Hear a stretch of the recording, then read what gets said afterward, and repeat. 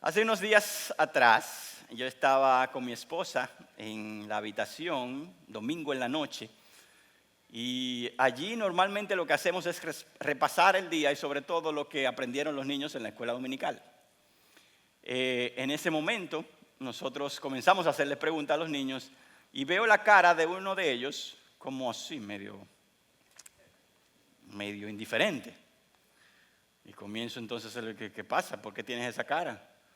Bueno, es que yo he escuchado ya todas las historias que me dan en la escuela dominical. Yo me las sé todas y lo mismo y la repetición. Y entonces al final se queda como una cara así como medio aburrido y de yo soy el más duro de la bolita del mundo. Y entonces le comenzamos a recalcar a él algo que tú y yo debemos reconocer siempre. Y es la palabra de Dios.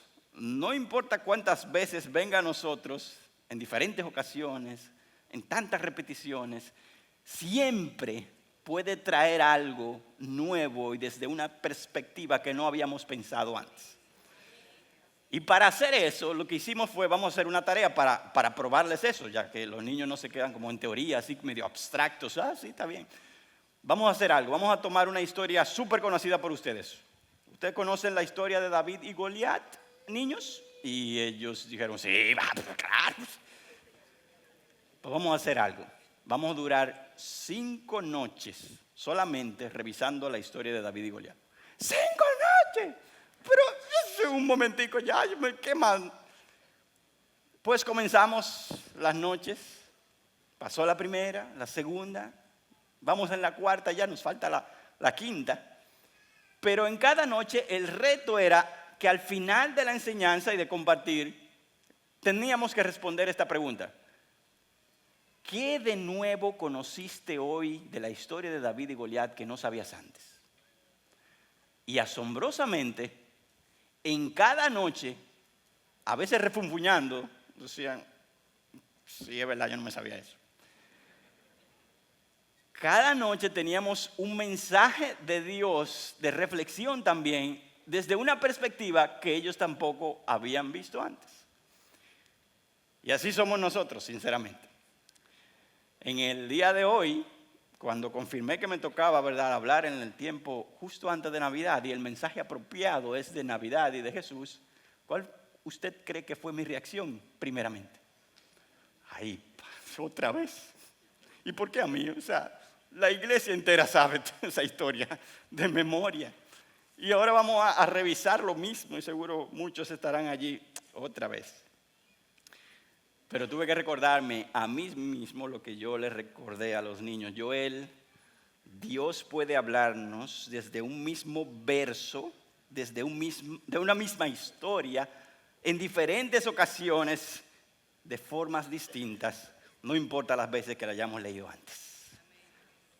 Porque Él y su conocimiento es ilimitado. Su palabra es ilimitada también.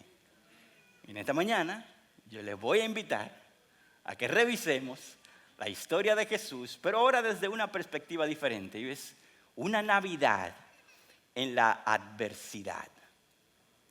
Y definitivamente en los días del nacimiento de Jesús había gozo, ¿verdad? Nació el Salvador, los ángeles proclaman al mundo paz. Y la realidad es que este mundo está en una necesidad de paz que solamente Él lo puede proveer.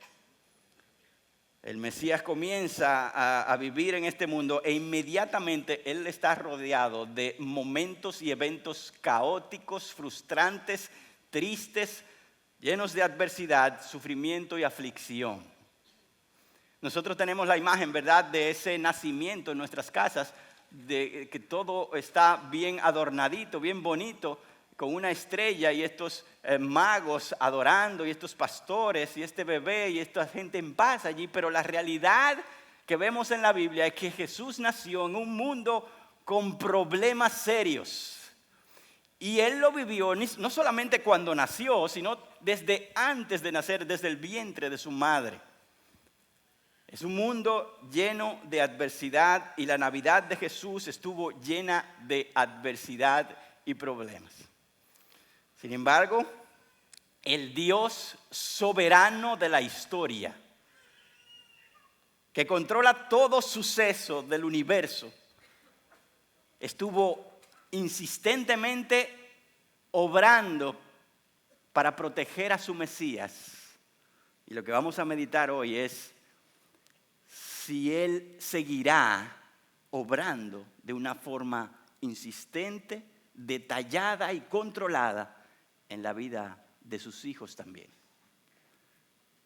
Acompáñenme por favor a revisar este tema, Navidad de la adversidad, en Mateo capítulo 2, versos del 13 al 23. Mateo 2, 13 al 23. Y dice así la historia. Después de haberse marchado ellos, y estos son los magos o hombres sabios del oriente, un ángel del Señor se le apareció a José en sueños diciendo: levántate, toma al niño y a su madre y huye a Egipto. Y quédate allí hasta que yo te diga, porque Herodes va a buscar al niño para matarle. Y él levantándose tomó de noche al niño y a su madre y se trasladó a Egipto. Y estuvo allá hasta la muerte de Herodes, para que se cumpliera lo que el Señor habló por medio del profeta, diciendo: de Egipto llamé a mi hijo. Entonces Herodes, al verse burlado por los magos, se enfureció en gran manera y mandó a matar todos los niños que había en Belén y en todos sus alrededores, de 2 años para abajo, según el tiempo que había averiguado de los magos. Entonces se cumplió lo que fue dicho por el profeta Jeremías cuando dijo: se oyó una voz en Ramá, llanto y gran lamentación. Raquel que llora a sus hijos y que no quiso ser consolada porque ya no existen.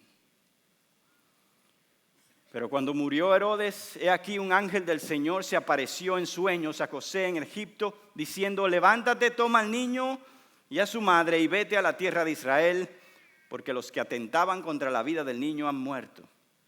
Y él, levantándose, tomó al niño y a su madre y vino a la tierra de Israel.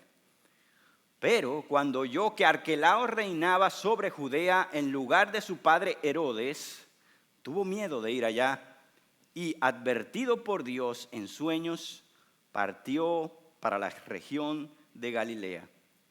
Y llegó y habitó en una ciudad llamada Nazaret, para que se cumpliera lo que fue dicho por medio de los profetas: será llamado Nazareno.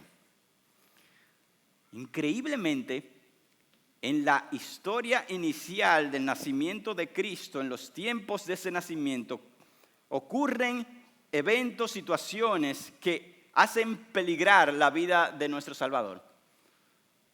Pero más increíble aún es la intervención continua de Dios en cada momento para librar a su propio Hijo, al Mesías, de esa muerte y llevar a cabo su plan perfecto.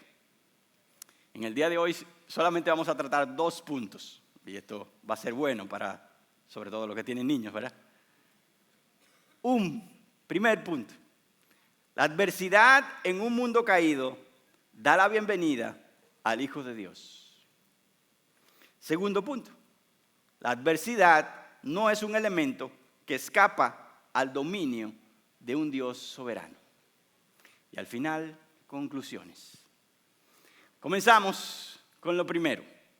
La adversidad le da la bienvenida al Hijo de Dios.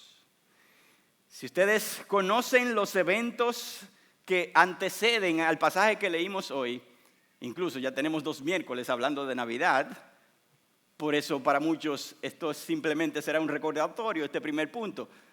Desde el momento en que María recibe el anuncio del ángel, desde ese momento ella comienza a tener problemas.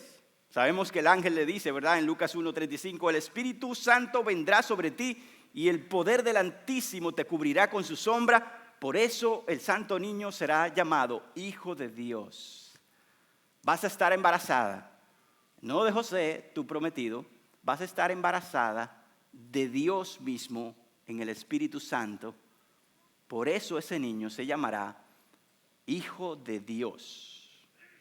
María, una sierva de Dios, recibe la noticia con humildad y obediencia y dice en Lucas 1:38, he aquí la sierva del Señor, hágase conmigo conforme a tu voluntad. Ella estaba dispuesta.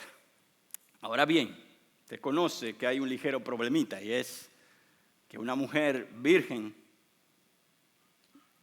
sale embarazada y va y le cuenta a la gente que es del Espíritu Santo. Y más si esa mujer virgen está comprometida para casarse y ese hijo no es de este hombre y ella dice que es de parte de Dios, hay un problema serio. Es la primera vez en la historia y la única vez en la historia humana que eso se da. Importante, no se va a dar otra vez, así que no vengan con ese cuento.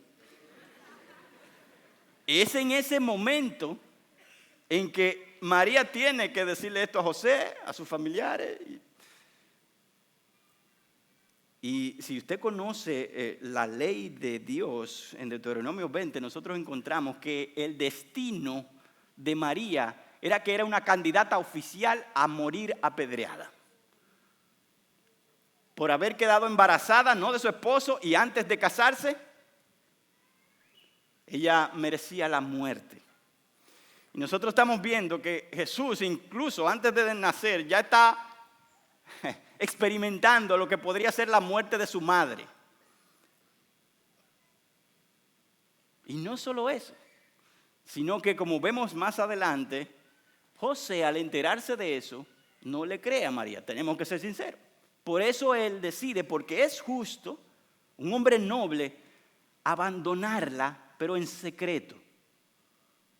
Ese abandono significa algo, ¿verdad? Yo no estoy conforme con esto, más no voy a querer hacerle daño, yo no quiero que sea difamada. Y eso dice Mateo 1:19. Era un hombre justo y no queriendo difamarla, quiso abandonarla en secreto. En otras palabras, José iba a desaparecer. Y al desaparecer, él se iba a ser el culpable de la situación. Porque iba a quedar una mujer embarazada con un prometido que se iba a casar con ella, pero desaparece y no vuelve más. Y ahora todo el mundo iba a culpar a este hombre que abandonó a esta pobre mujer. Qué gran nobleza, pero la realidad es que nosotros vamos viendo que Jesús, además de posiblemente haber perdido a su madre, ahora posiblemente podría nacer con una madre cuyo esposo le abandonó. Una familia monoparental, como muchos de los que estamos aquí tuvimos que crecer y sabemos las falencias de eso. Cristo, desde que llega y se anuncia su nacimiento, comienza a enfrentar la adversidad, la frustración de este mundo, las dudas, los celos, las confusiones, yo no te creo, por eso me voy. Lo normal o lo ideal a los ojos de Dios sería creerle a María por ser una mujer sincera y bueno, está bien, pero evidentemente nadie le iba a creer.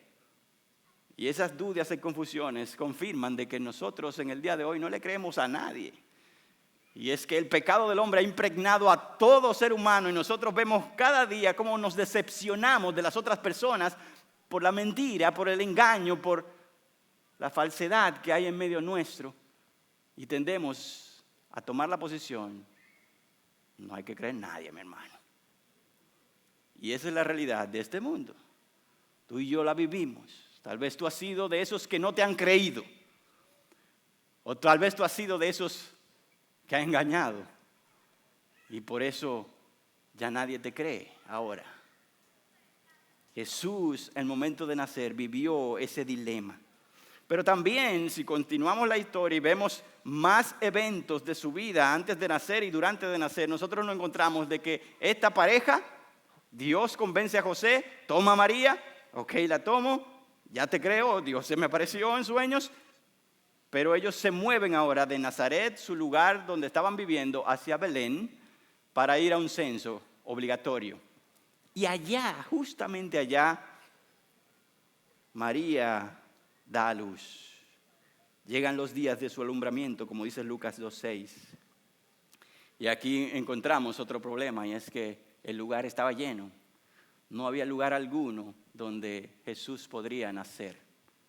Nosotros vemos la carencia de recursos de esta pareja, porque a diferencia de muchos, tal vez de nosotros que estamos aquí, pudiéramos decir, bueno, yo vivo aquí en la capital, pero gracias a Dios que tengo una casita allá en Jarabacoa y un apartamentico allá en Santiago, por si acaso, por si las moscas, ¿verdad?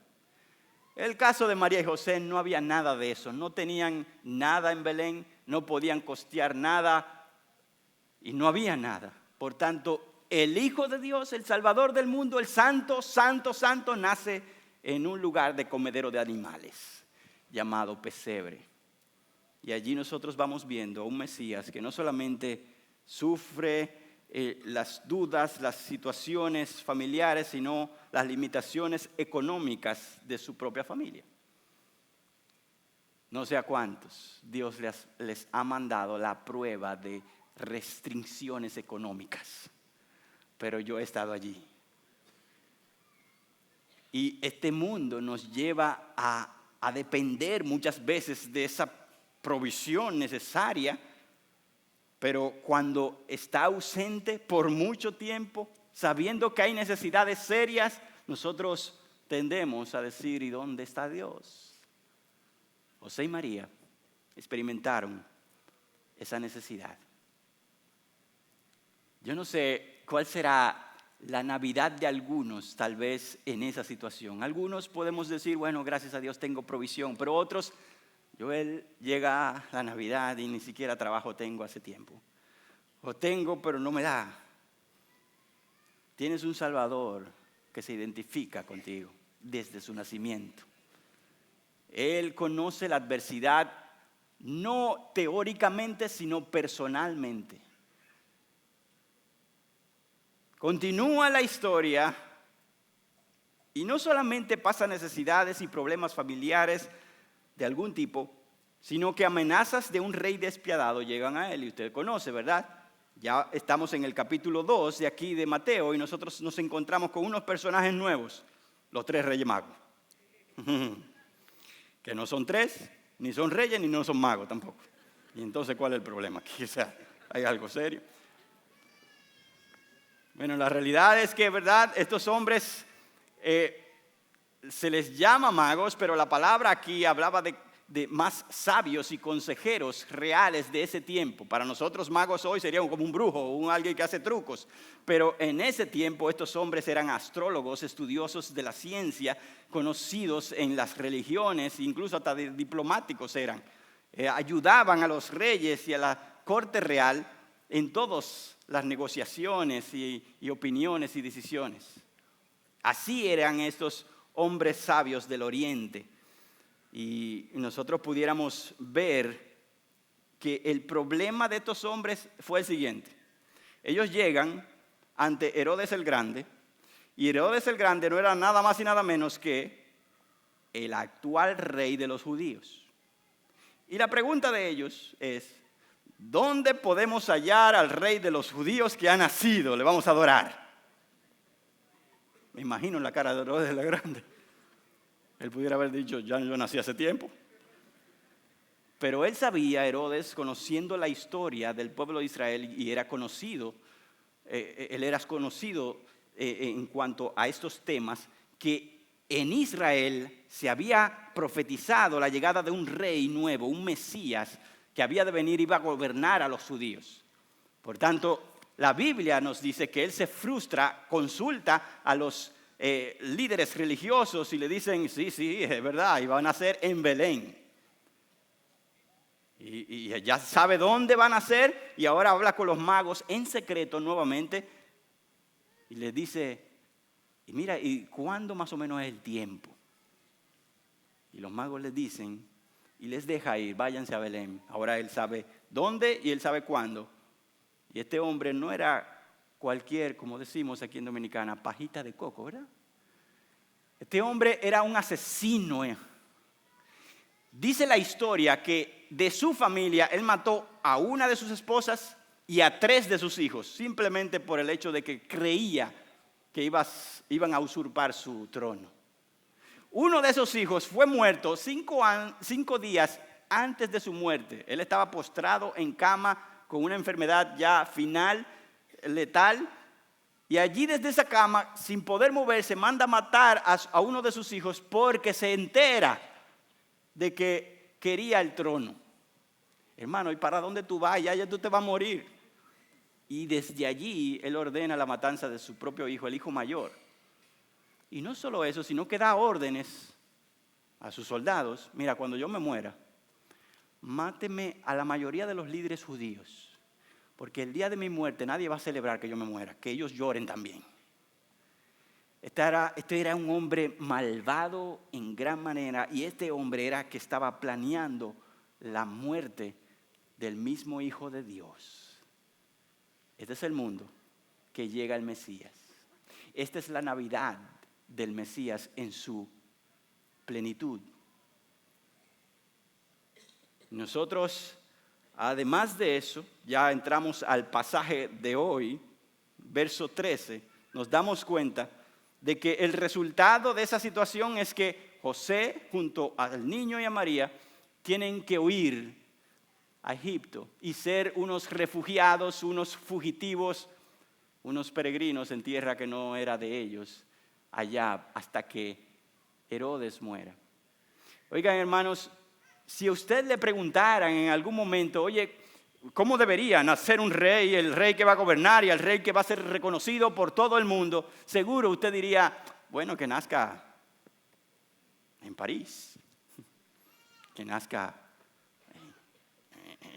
en Estados Unidos, hijo de un emperador, que nazca de muchas opciones, así que se le provea todo porque él va a gobernar todo. Vamos a ver. Pero la realidad es que nuestro Señor no fue así. Y vemos a este Hijo de Dios que experimenta la posibilidad de la muerte en el vientre, crecer en una familia monoparental, posiblemente vive las limitaciones económicas, es rodeado de artimañas de un dictador asesino y ahora es fugitivo y sale de su tierra de nacimiento. Todos estos eventos de adversidad y aflicción llenaron los días de Navidad de nuestro Salvador. Definitivamente ese es un mundo necesitado de un Salvador que haga cumplir las palabras de los ángeles. Gloria a Dios en las alturas y en la tierra paz a los hombres que complacen al Señor, o como dicen otras traducciones, hombres de buena voluntad. Él iba a hacer cumplir esas palabras porque vino a un mundo como este. El último evento de este primer punto de la adversidad da la bienvenida al Hijo de Dios es el punto más doloroso y triste, y ustedes lo habrán leído conmigo, ¿verdad? La muerte de los niños menores de 2 años en Belén. Versos 16 y 18 del capítulo 2 dice así: entonces Herodes, al verse burlado por los magos, se enfureció en gran manera y mandó a matar a todos los niños que había en Belén y en todos sus alrededores de 2 años para abajo, según el tiempo que había averiguado los magos. Entonces se cumplió lo que fue dicho por el profeta Jeremías cuando dijo: se oyó una voz en Ramá, llanto y lamentación, Raquel que llora a sus hijos y que no quiso ser consolada porque ya no existen. Yo quiero que tú te unas conmigo a esa escena, hermano. Un rey sin misericordia comete la atrocidad de matar niños menores de 2 años simplemente por la amenaza de que uno de ellos en algún momento de su vida llegue a usurpar su trono. Eso es triste y doloroso. Y aquí vemos una profecía que se encuentra en Jeremías. Y en ese momento Jeremías estaba hablando de los hijos de Israel que fueron llevados cautivos y fueron aglomerados en esa ciudad llamada Ramá, que está en Belén, para llevárselos a Babilonia. Y allí mujeres llorando la partida de sus hijos porque se iban a un lugar sin retorno. Y Mateo toma esa profecía y la aplica ahora a Jesucristo. Una profecía dada para Israel, la toma y la aplica a Jesucristo en los tiempos de Jesucristo. Y habla entonces del sufrir de estas madres por el asesinato de parte de Herodes. Y hay que hacer una aclaración aquí, hermanos, porque Belén no era una ciudad muy grande, era una aldea incluso. No llegaban a 1,000 personas los que estaban allí. Y nosotros pudiéramos, o los estudiosos aseguran de que los niños muertos en ese momento rondaban entre 10 a 20, más o menos. Y nosotros pudiéramos decir, bueno, no fueron tantos. Ve y díselo a las madres. Ve y díselo a los familiares. El dolor, la aflicción, la tristeza de esas vidas estuvieron allí simplemente porque el Hijo de Dios nació. Este es el mundo donde llega el Mesías. Yo no quiero que me malentiendan, hermanos. La Biblia dice que hubo buenas nuevas de gran gozo. La Biblia dice que por fin llegó Emmanuel, Dios con nosotros, y hay celebración en los cielos y ángeles y los pastores dicen, wow, este es. Simeón en el templo se alegra, por fin se cumplió la profecía. Ana también allí en el mismo templo celebra, este es. Hay gozo porque Él vino. Pero ¿tú sabes por qué hay ese gozo? Porque Él vino a un mundo sin esperanza y Él es la esperanza. Por eso hay paz en la tierra y gozo para los hombres de buena voluntad, por lo que Él es, por lo que Él vino a hacer. Porque este mundo está deshecho por el pecado. Y el mismo Hijo de Dios lo experimentó en carne propia. Por tanto, hermanos, en toda esta congregación, nosotros pudiéramos decir que hay hombres y mujeres experimentando la adversidad de este mundo, aún en tiempos de Navidad. Y lo más duro, y yo lo he experimentado, como seguro algunos de ustedes, en este tiempo de Navidad es que más tristeza y recuerdo podemos tener de este año por la adversidad que hemos vivido. Algunos, como ya dije, por la carencia de recursos. Algunos por problemas con sus esposos y esposas, porque lamentablemente ya no soportan la situación. Otros porque han perdido, así como las mujeres de Ramá y Belén, a un ser querido, a un padre, a una madre, a un hijo, a un cónyuge. Y en este tiempo hay dolor. Y Dios tal vez quisiera decirnos, lo que experimentas no fue algo que el Hijo de Dios no experimentó. Así como Israel apuntaba a Cristo y los eventos históricos de Israel apuntaban a lo que Cristo iba a padecer, asimismo los sufrimientos y padecimientos de Cristo apuntan a lo que tú y yo vamos a vivir y a padecer. Y eso puede llenarnos de temor y decir, ¿qué? Y yo tengo que ser partícipe de esos padecimientos. Sí, la Biblia lo manda y lo expresa. Pero lo maravilloso de todo esto es que Jesucristo puede decir claramente, yo te entiendo. Yo he estado allí. Tú has sido burlado, engañado, ofendido, puesto aparte, asolado. Yo te entiendo. Yo lo he vivido. Nosotros llegamos a pensar de que los sufrimientos de Jesús simplemente fueron en la cruz esos últimos días allí, lo martirizaron allí. No, desde que Él pisó en esta tierra, Él vio el dolor y lo vivió desde los primeros días. Y Él puede identificarse con cualquiera que esté en ese dolor.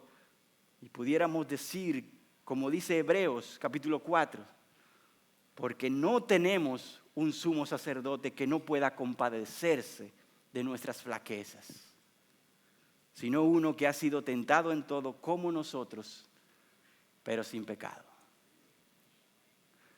Con los jóvenes yo diría que pero men.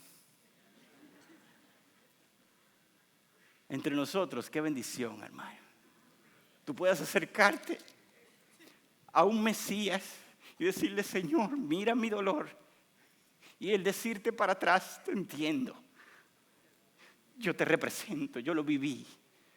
Yo viví tus flaquezas. Y no de un solo momento, sino en toda mi vida. Desde que me hice hombre, yo fui humillado. Y llegué a la muerte y muerte de cruz. Ese es tu Salvador y mi Salvador. Por eso el mundo necesita a Jesús. Él tuvo que venir, hermano. Por eso hay esperanza en Él.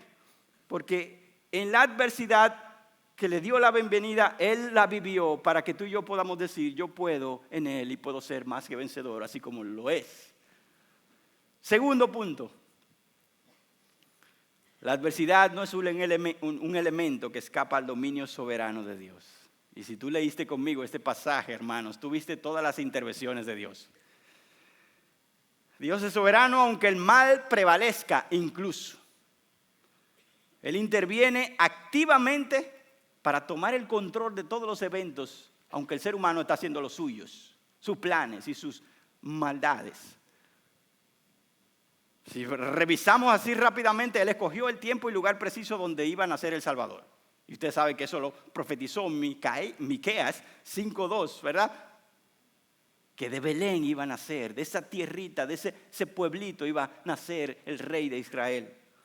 Gálatas 4 nos habla de que, pero cuando vino la plenitud del tiempo, o sea, cuando fue el tiempo preciso, Dios envió a su Hijo, nacido de mujer, nacido bajo la ley, a fin de que redimiera a los que estaban bajo la ley.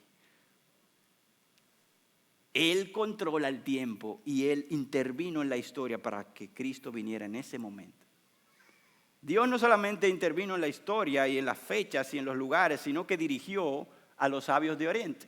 Estos hombres llegaron allí a Jerusalén, no era por una impresión, sino que un astro, una estrella les guía desde allá, desde el oriente, y algunos dicen que pudieran venir de Babilonia, de Irak, de toda esa parte oriental y hasta 900 millas de viaje, algo que les pudo haber tomado meses para llegar a Jerusalén, siguiendo a un astro que se movía. Hermano, yo hubiera caminado de vía contraria mejor, porque aquí estas cosas. Pero este astro, que no era, como muchos de los estudiosos dicen, y creo que lo hablamos hace un par de miércoles, no era un astro en sí, sino un objeto, un fenómeno sobrenatural que Dios diseñó para guiar a estos hombres a ese lugar en ese mismo momento. Dios interviniendo en la historia. Dios también intervino para alertar a los magos, ¿verdad? Se le apareció y dijo, no vuelvan para donde Herodes. Si van para allá, muere. Interviene donde José, ¿verdad? Y le dice, José, sal de Judea, vete para Egipto, porque van a matar al niño. Interviene de nuevo cuando José está en Egipto y le dice, vuelve a Israel, porque ya murió Herodes. Y llega José a Israel y dice, hey, pero ahora está su hijo Arquelao, que históricamente se muestra que era igual o peor que su padre. Y él dice, para allá Dios. Y Dios de nuevo se revela y le dice, no, vete al norte, a Nazaret de Galilea, y allí te quedarás. Este no es un Dios que está como quien dice, ay, sorprendido de las cosas que pasan, sino en constante control, interviniendo en los eventos que están ocurriendo. Y hay una frase que me encontré mientras estudiaba que dice, Dios no es pasivo, un pasivo espectador en el teatro de los eventos humanos. Él no está allí sentado, ¿verdad? Como muchas teorías dicen, Él creó el mundo y lo soltó para que resuelvan su problema. Él no está ahí como un espectador, sino que Él está activamente involucrado en todo lo que pasa. Si pudiéramos hablar del clima, Él está en control del clima. Te leo un verso, dice Job 37, porque a la nieve, Él dice, cae sobre la tierra. Y al aguacero y a la lluvia, afuérzate, afírmate. Del soplo de Dios forma el hielo, se congela la extensión de las aguas. También Él carga de humedad la densa nube, esparce la nube con su relámpago. Aquella gira y da vueltas para su sabia dirección, para hacer todo lo que le ordena sobre la faz de la tierra. Él lo controla todo.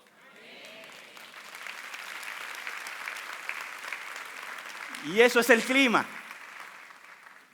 Pero si vamos a un verso muy conocido entre nosotros, Él le da alimento a avecitas en todos los lugares. Mateo 6:26 dice, mirad las aves del cielo que no siembran, ni ciegan, ni recogen en graneros, y sin embargo vuestro Padre Celestial las alimenta. Pero lo bueno es cómo termina el verso, ustedes lo conocen, ¿verdad? ¿No sois vosotros de mucho más valor que ellas? Oh, hermanos, si Él interviene en las aves de la tierra, Él interviene en tu vida para tu necesidad también. Él es un Dios soberano, sabio, fiel, bondadoso, que así como cuidó a su hijo, cuidará de los suyos también. Y uno pudiera decir, Joel, cuando uno chequea las noticias y ve las naciones, y ve la historia, y ve estos dictadores por un lado, y estos corruptos del otro lado, y esta gente sufriendo de este lado, y algunos viajando de un país a otro, huyendo de las situaciones. Joel, esto es un caos, y realmente es un caos. Cristo lo vivió, Él fue un fugitivo. Pero Dios, aún de esos eventos, está en control y gobernando. Dice la Biblia, Salmo 22:28, porque del Señor es el reino, y Él gobierna las naciones. Nosotros de este lado pudiéramos estar diciendo, wow, Señor, interven pronto. ¿Hasta cuándo? Y es cierto, esa es nuestra posición.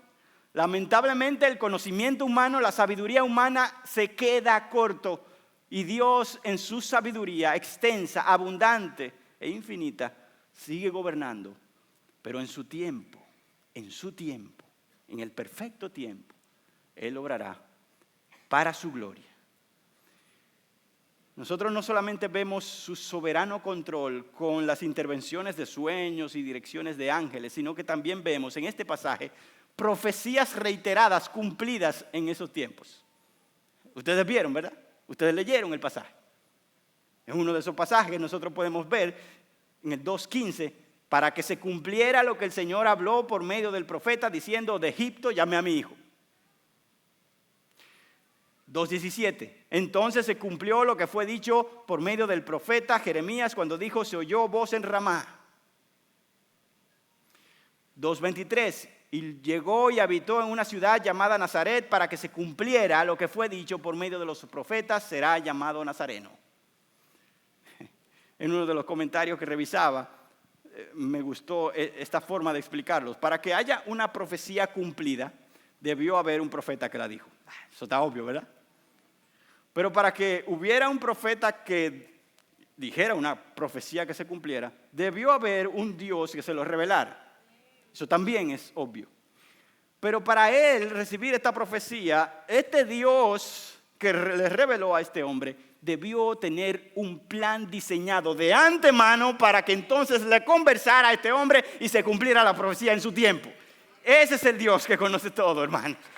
Ese es el Dios que no juega los dados, sino que todo planificado, organizadamente y orquestado con su sabio poder y conocimiento. ¡Aleluya! Jesucristo nació y ese Dios nació para intervenir la historia y partirla en dos, como partió la vida de cada uno de los que hemos creído. ¿Partió tu vida de esta mañana? ¿Tienes un antes y después de Cristo? Yo lo tengo y no se ve muy bien ese antes. No se ve muy bien el después tampoco, pero se ve bien cuando Él me representa. Y hoy nosotros pudiéramos decir o preguntarnos, ¿podríamos nosotros confiar en ese Dios que está involucrado en los eventos de tu vida? Tú pudieras confiar, Señor, mira todo esto que me está pasando hoy. Las dudas, las incertidumbres del año que viene, yo no sé incluso. Está terminando el año así. Pero tú podrías confiar en un Dios que gobierna la historia como este. Podías confiar que Él gobierna hasta el frustrante e imprudente chofer de la calle. Desde eso hasta el diagnóstico de un cáncer que amenaza tu vida. ¿Podrías confiar en un Dios así? Que gobierna cada detalle para bien tuyo y su gloria. No hay duda, hermanos, que muchos de sus designios y gobiernos nosotros nos quedaremos cortos y diremos, Señor, ¿para dónde va esto? Y es por eso que la Biblia lo resalta.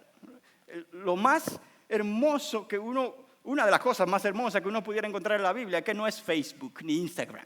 Aquí se habla la verdad y se dice lo que hay. Aquí sale la gente bonito, despeinado, triste, barrigón. La realidad. Y por eso Dios mismo en su palabra dice, porque mis pensamientos no son vuestros pensamientos, ni vuestros caminos mis caminos, declara el Señor. Porque como los cielos son más altos que la tierra, así mis caminos son más altos que vuestros caminos y mis pensamientos más que vuestros pensamientos. ¿Quién no pudiera decirle a Dios en el momento en que Jesús está siendo perseguido por un rey? Señor, ¿qué es lo que tú estás haciendo? Mira, tu hijo, tu Mesías. Y Dios desde este lado, tus pensamientos no son como mis pensamientos. Yo tengo planes. ¿Quién no pudiera haberle dicho, Señor, la muerte de estos niños? Y Dios cumpliendo una profecía allí, diciéndonos, te quedas corto, hijo, quedas corto, hija. Y pudieras decirle de tu condición o de tu situación hoy, Señor. Y Dios te diría también, es que tus pensamientos son cortos, hijo. Yo estoy viendo la historia completa. Confía en mí. Descansa en mí. Recuerda que las cosas secretas, las que no conoces, me corresponden a mí, dice Deuteronomio. Gracias a que Él es un Dios activo en la historia y no un Dios que es simplemente un espectador, sino que Él está gobernando. En eso podemos descansar, hermanos. Conclusiones. Podemos confiar en Dios porque Él envió a su Hijo a un mundo lleno de maldad, como hemos visto, para solucionar no solamente los problemas de hambre, de enfermedad, no, yo creo que esos no son los mayores problemas, para solucionar el mayor problema humano. Y el problema mayor humano no es los gobiernos corruptos. El problema no es la situación económica, ni la mentira del otro. El problema mayor es la condición del corazón del hombre, el pecado. Antes de Cristo estamos sin esperanza. Antes de Él venir a la tierra, el mundo no tenía esperanza. Antes de Él venir a tu vida, no hay esperanza. El sufrimiento es un sinsentido sin Cristo, a menos que el sufrimiento te lleve a Cristo. Y Él vino a solucionar ese gran problema. Él no nació en una burbuja dentro de un palacio real. Su vida amenazada desde la infancia nos habla a nosotros de que Él vino a sufrir hasta la muerte de cruz con un objetivo claro, y era pagar por pecadores que creyeran en Él. Ese es el objetivo de su venida. Hay muchos de nosotros que pensamos que con una vida recta, una vida de buen comportamiento, tenemos garantizado un acceso al cielo. Sin embargo, ¿te has preguntado, entonces, ¿para qué vino Cristo? Dios hubiera dicho, vive lo mejor que puedas y yo te recibo aquí. Sin embargo, Dios decidió romper la historia, como hemos dicho, enviar al Hijo Dios hecho carne, padecer, morir en la cruz, dice que por nuestros pecados, porque tú ni yo podremos alcanzar el estándar de Dios. Y hoy, si no tienes a ese Cristo que nació en el mundo, naciendo dentro de tu corazón, hoy puedes decir: Señor, qué equivocada estaba. Yo necesito tu ayuda. Yo tal vez no sea como Herodes, un hombre y una mujer llena de tanta rencilla y maldad, pero si veo la Biblia, yo puedo concluir de que todos hemos pecado y no alcanzan la gloria de Dios. Nadie alcanza la gloria de Dios, todos hemos pecado, dice la Biblia. Tan solamente aquellos que creen en aquel que pagó por los pecados de la humanidad, se arrepienten y deciden creer en ese sacrificio para vivir para su gloria. Es cierto que Dios castigará o tratará de una forma justiciosa a aquellos que han hecho más maldad, y eso no hay duda, la Biblia lo dice, pero también es cierto que pasará por juicio a todo ser humano, y solo aquellos que han creído en Él podremos deleitarnos en su presencia. Para todos nosotros, hermanos, es tiempo de Navidad y es una buena noticia, porque vivir en este mundo de donde vivió Jesús, sin Cristo, es una pérdida de tiempo. Solo en Él podemos decir: entiendo para dónde va esto. Sin Él, esto es un círculo vicioso que lleva a mí mismo y al sepulcro. Hermanos, en estos tiempos vino el Mesías a vivir en la adversidad. Yo quisiera leer un pasaje para ir cerrando en Romanos 8. Dice: pero en todas estas cosas somos más que vencedores por medio de aquel que nos amó. Porque estoy convencido que ni la muerte, ni la vida, ni ángeles, ni principados, ni lo presente, ni lo porvenir, ni los poderes, ni lo alto, ni lo profundo, ni ninguna otra cosa creada nos podrá separar del amor de Dios, que es ¿en quién? En Cristo Jesús, Señor nuestro. Celebremos la llegada de ese Cristo Jesús, quien nos preserva para Dios en su amor.